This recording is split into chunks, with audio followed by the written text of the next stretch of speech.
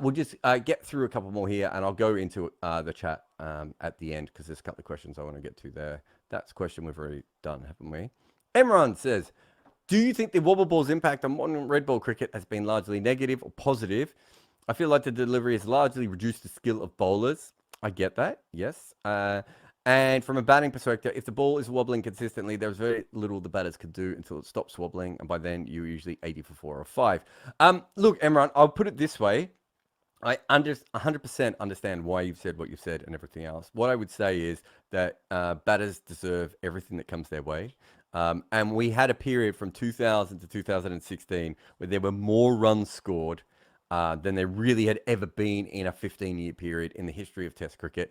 And there was always going to be a correction to that. This has probably been a slightly more full-on one than we thought it was going to be. And I do get your point with the skill. What I would say is that now we have players who can bowl swing and wobble ball, which wasn't quite the case beforehand. We now have players who can get the ball to wobble in both different directions.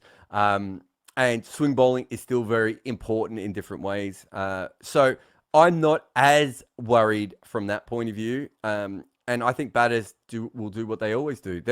There was if you go back, they literally said that the wrong un was ruining cricket in 1920s, right? That we've always, every time the bowlers work out something new, people go, "Oh no, our poor batters." Batters will work it out, and then in a couple of years' time, we'll be complaining again that the batters are on top. Yeah, and the only annoying thing about the wobble ball though is it's used a bit too much in press boxes. I'm sure you heard it, Jarrod. Like now, people, or journalists who want to sound intelligent, just shout out "wobble ball" or "wobble seam" like when they think they're not getting enough attention. It's not just that. I would say the biggest problem with it is, I was watching Mukesh Kumar bowl today, and he bowled a ball where the seam wobbled. But I'm absolutely 100% sure it was accidental. And there's no way of tracking it, right? There's CricViz can't do it. I'm not even sure with the rotation of the ball. If we had advanced technology, we might be able to work it out. But even then, it's a bit tricky. It's hard to see it in the same way it is in other ways. I've had two professional bowlers who both can bowl it, arguing over whether someone has bowled one or not. So I do get that sort of thing. And also, Emran's point of that it makes cricket a little bit more one-dimensional from a bowling perspective. I think it did originally. As I said, I think that is moving on a little bit. But I don't think Emran understands that most bowlers can only bowl one delivery and a straight delivery anyway. So it's like wobble ball and a straight ball, whereas before it used to be an outswinger and a straight ball. Yeah. There aren't that many bowlers at the top level who can do, multiple skills. And the ones who usually do are either geniuses or all-times great. So, look, I understand why it's frustrating, but if we both started covering cricket where literally you could not take a wicket, right? This has been a far more interesting time for me. Are you bowling one now? No, I'm just trying to align it with the camera, and I'm struggling to do that. So just to explain wobble ball, I'll move Emran's question so you have your full frame now. This is also an audio podcast, so maybe. Oh really? Oh sorry, I thought this is only on video. So I mean, all right. If you are listening to this, I have a cricket ball in my hand with a pretty pronounced seam. I think it's what ball is this? I don't know. It doesn't matter. So I must have stolen it when I was umpiring a game, and I never gave it back. So. That's your. So I'm just explaining what a wobble ball is. This is the worst segment I've ever been involved in. So that's how you hold a cricket ball when you just want to swing it, like your fingers on either side of the seam. With wobble, you kind of spread your fingers apart, and you kind of release the ball and don't use your wrists much, so that it kind of wobbles in the air, and with the hope that it kind of lands on the seam and then does something. And then Jimmy Anderson started swinging the wobble seam ball. The way I would explain it in layman terms is it's like when you're playing video games, right?